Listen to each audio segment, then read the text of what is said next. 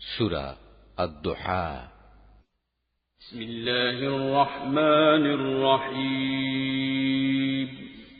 রহমান রহিম আল্লাহ তাআলার নামে।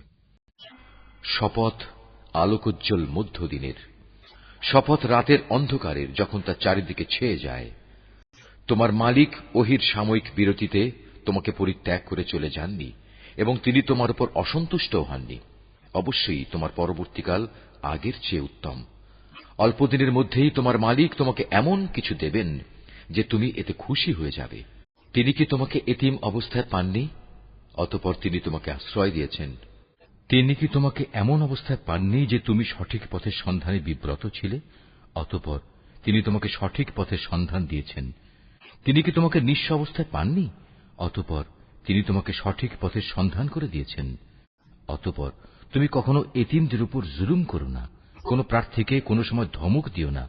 তুমি তোমার মালিকের অনুগ্রহসমূহ বর্ণনা করে যাও।